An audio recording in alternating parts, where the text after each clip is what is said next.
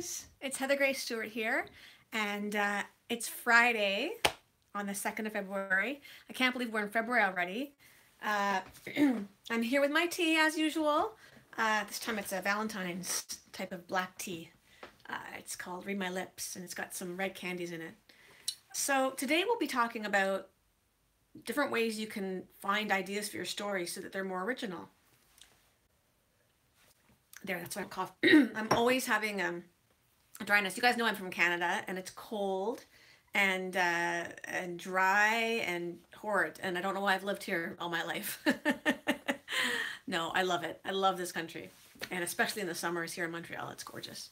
So let me tell you first that I do these most Fridays, so you can catch me Fridays around 2 o'clock in the afternoon. And I also often post the topic on my blog, which is heathergracestewart.com. So you can just go there and read what I am talking about in case you'd like to have notes, in case you're the studious type who likes to have notes of what I've been saying. So I'll say it live after I write it. I usually write it Thursday nights. And you can go and check it out on heathergracestewart.com and read. And then if you have questions for Friday, you'll have already read the topic. So that is hoping that I get the topic written every Thursday. I'm currently writing my 4th novel and a collection of short stories, as well as marketing my other 3 novels and poetry books. So I don't always do what I plan to do. I have a major list of to-do list, and I don't always achieve all of it, but I try. Of course, one of the main tips or underlying themes of my talks is for us not to go insane while we try to make it as self-published authors. That's what I should put on all my titles of things, but it's too long. How not to go insane while you try this crazy career. But there's a way to do it with a wellness approach, which is why I love calling this the wealthy writer and having 2 meanings for wealthy. And so you can't always do everything. And I think it's important to focus on one thing at a time and split your day in 2. But I've talked about that before, where you can, today I just wrote 2,000 words for my novel. And then I moved into doing this talk and some other business I have in the afternoon. I'm sorry, I have this raspy, I hope that you find it sexy voice. I did not know because I haven't spoken since 8 this morning. Believe it or not, I'm not a crazy writer who talks to the walls and my cats, although I feel like I might be sometimes, but so I haven't spoken to anybody since my family. Oh no, I'm so sorry. I didn't know I had this. Oh well, we'll go with it because that's what you got to do. The show must go on. Okay, wow. I wish this was not live. I tried to make it there. I was trying to make my voice less raspy. That's a bit better. I won't clear it anymore, but I know people are there and I'm watching and I hope you're laughing. I am a comedian, but I don't really want you to be laughing at me, but okay, go ahead. So please know you can talk on here. You can chat, you can ask questions. And I want to thank my new subscribers. Oh, my voice is better. I want to thank, okay, clear my throat before my video. I have learned this. You see, life is a series of making mistakes and then you learn from them, hopefully, and then you get better. And as Oprah has said, but I believe it wasn't her, it was Maya Angelou said, when you know better, you do better. But you do the best you can until you know better. So, okay, I'm going to move on to telling you about different ways to find stories. And like I said, you can always find me on Fridays doing this and also on my blog. It's written down. This topic is called Don't Be a Parrot, how to stay original in your stories. And I always ask myself before I start a new writing project, how can I say something that hasn't been said before? And the honest truth, at least my truth, is you can't. Unless you're talking about nonfiction, and even then it's difficult to say something original. Unless you're talking about science fiction, and that might be why I have a bent towards science fiction in all my stories, because that's territory we have not gotten to yet. So if, my latest story was actually about Alexa, which is the new personal assistant from Amazon. My last short story was on that, I love approaching topics that have not been touched on a lot. Uh, I just like doing things that haven't been done before. Has my stuff been done before? Of course it has. Of course. All my novels are not, they've been done in some form. Strangely Incredibly Good is Aladdin with my own twist on it. And he time travels and it's modern. He's a modern day Aladdin. Uh, so that is what you want to do. Okay, and the reason why I'm saying this, the reason why it's so important as an author to find original ideas and find an idea and make it as original as you can, make it your own. The reason why it's important is because, and I have a stat here for you. There are, in 2015, that's the last stat we have for this, the last time research was done, 625,327 self-published books in the United States alone, and those are self-published. Then you've got to compete with all the traditionally published novels too. So you want to stand out when there's close to 650,000 books out there every year. And probably now, with the way that the industry has taken off with Kindle Direct Publishing, I would suspect there's closer to 1 million self-published books a year. How do you stand out and make yourself different from the rest? Just obvious, I hope this is obvious to you. If you're a self-published author, don't skimp on editing services and a cover. I always did that because I was self-published. I was published before I was self-published, so I had a publisher, and then luckily they offered, when I decided to go up on my own, they became an author service publisher also. So they do publish works, but they also provide services now. And that's just because I wanted to do more of my books on my own, put them where I wanted, put the prices at 99 cents if I wanted to, have lots of free book deal days, and do the marketing myself. And so my publisher was awesome enough to give my rights back after 2 years. We're still all friends and friendly, and in fact, I'm submitting some short stories to them. So that said, I'd already learned how great it is to work with an editor and how you need that and how you cannot do it yourself. You can't do everything, and you'll just end up with a non-quality product. So make sure that you do that. And then that's the first step to standing out. And then to stand out more, I'm just going to give you a few tips. I won't be long today. Obviously, this is not even a video I want to share around the internet because my voice is coming and going, and I had no clue it was going to do that. I guess I have a cold and didn't even know it. I've been run down. I fell down the stairs last week. Not icy, snowy Canadian stairs. No, it's just our basic indoor wooden stairs. I fell down them and sprained my knee badly, and I was in bed for several days, and now I'm up and about, but maybe my body is not too happy and I've been run down. So I apologize again. I hope you'll keep watching. It's just a bit of a raspy voice, but it's bothering me. Okay, so I'm going to keep this short and sweet, and now for the next 5 minutes, I'll just tell you my little tips for things to find things that are unique. And the way that I do it, my favorite way, is to look at local news. Local news, I'm saying that because international news is where a lot of producers, directors, writers will be looking, who are more known and who will probably get to it before you do. So forget about these major international stories.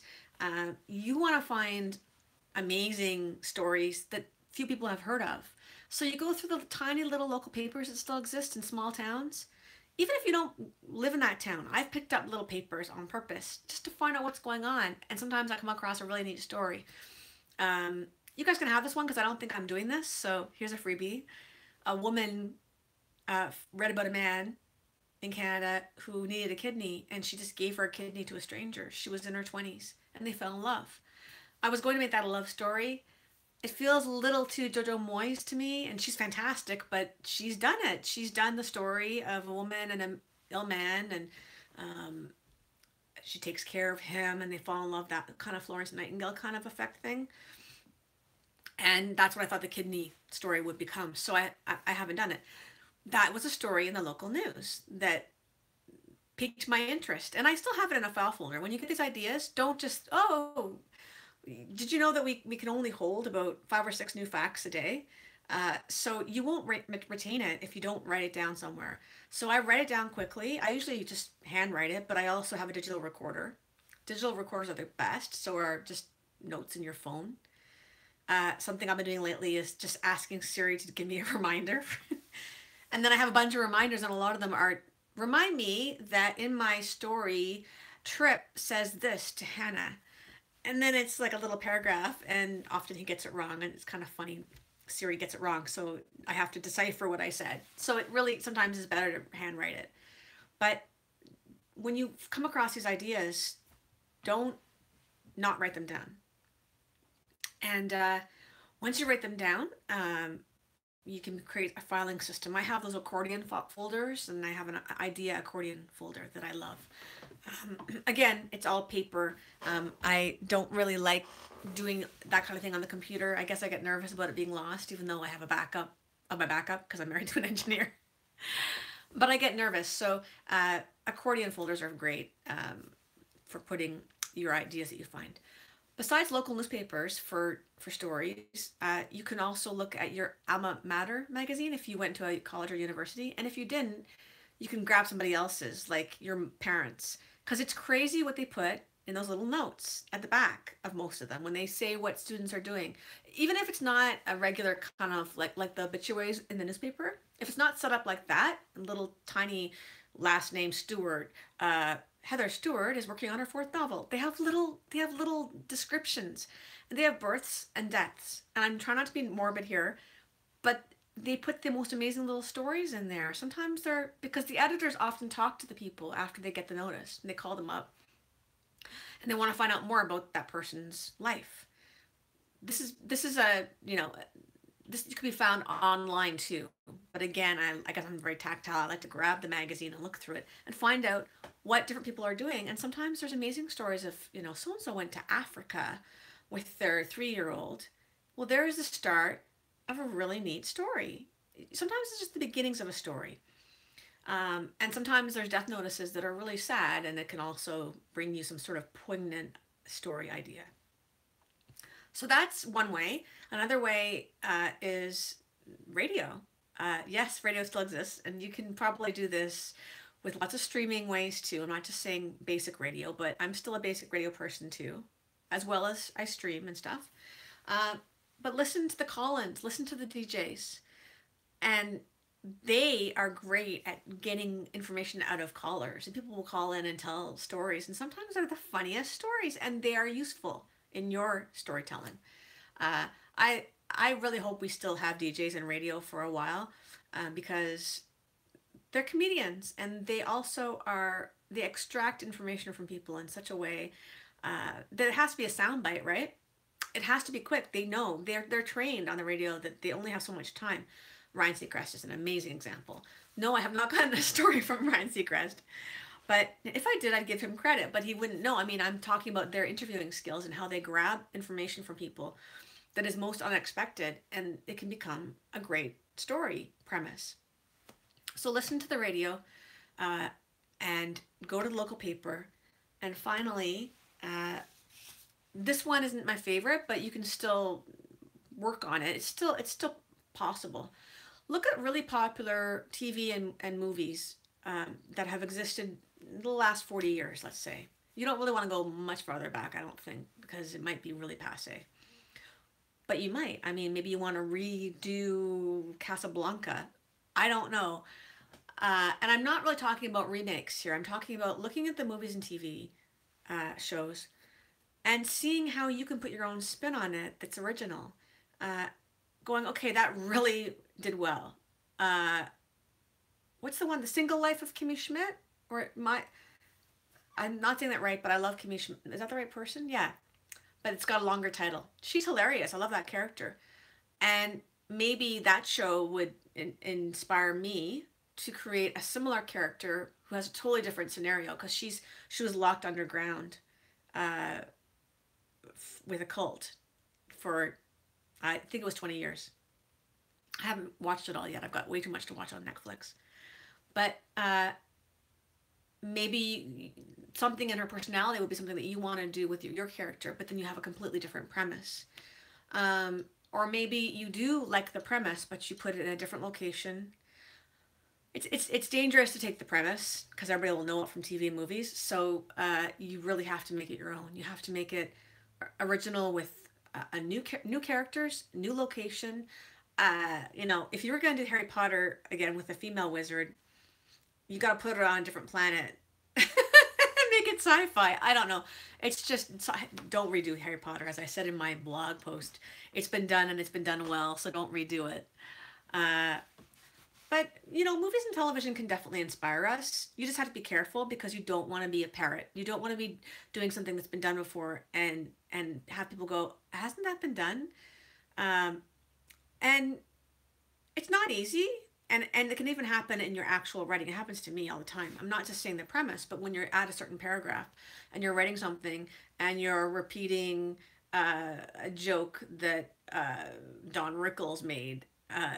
I'm just coming up with that because I watched Comedians in Cars Getting Coffee recently and thought of him as a comedian. Uh, and you go, oh, wow, that's not my own joke.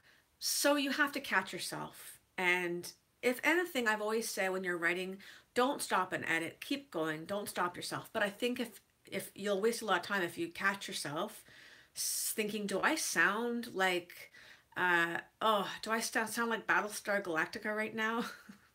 Do I sound like Game of Thrones right now? And if you do, just stop and go for a break, go for a walk, because you do not want to sound like anything else. I see a comment, so I'm gonna have to put on these and find out. You don't want to sound like anybody else. And those are my. I'm finished speaking, so of course I'm done. When I'm done, I have my. And I lost my comment. I can't see it. Oh, I'll try this. Of course I'm done, and that's just Murphy's law, right? I'm show chat messages. Okay, well someone chatted, but I can't find the message, so I'm really sorry. I'm new to this. Oh. Hi, Patricia Gallant. Thank you so much for chatting, and it's great to see you. And I'm sorry about my voice. I found my chat. I'm sorry for the pointing. There's so much I have to learn with this, but it's been going great. I have new subscribers, and I have tons of comments. So I'm really pleased you guys are catching this, at least after the fact, if not live. And maybe it's good because, well, no, you'll see it. You guys are all going to see how I had to clear my darn throat. But you know what? My last topic was dealing with setbacks. So, and that definitely happened. I had a setback. Sorry about the voice. So you can't sum it up. You can't say you can't say something that has not been said before. You can say it in your own original way with your fresh perspective and your spin and take on things, and that might come out so different that nobody recognizes it.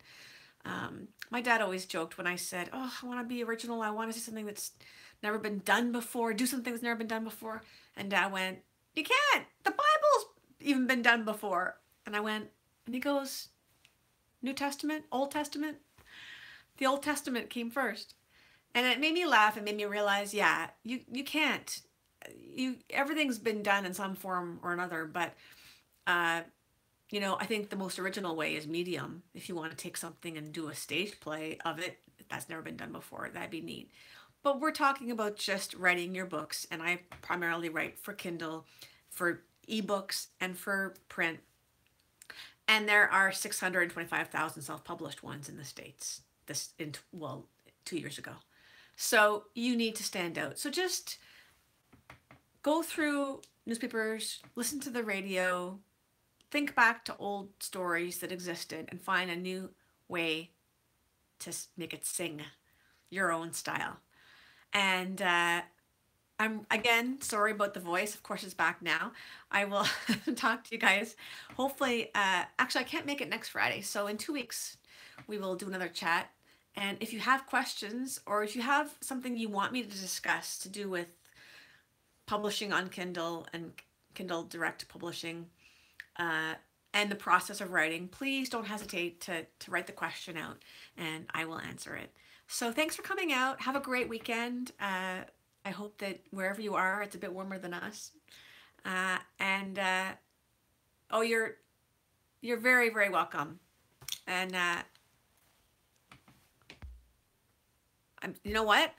I can't, like, the comments disappear on me, Patricia. So I'll have to look at it later. It's really irritating. I don't like them because they flash on the screen and then they disappear on me. So I just want to thank you for coming out, and thank you, new subscribers and everybody who commented. It was amazing to get your comments, and I do hope that I will cover topics that you want me to cover. So ask me what you want me to cover, and I will cover it in 2 weeks' time. Thanks a lot, and have a really great weekend. Bye.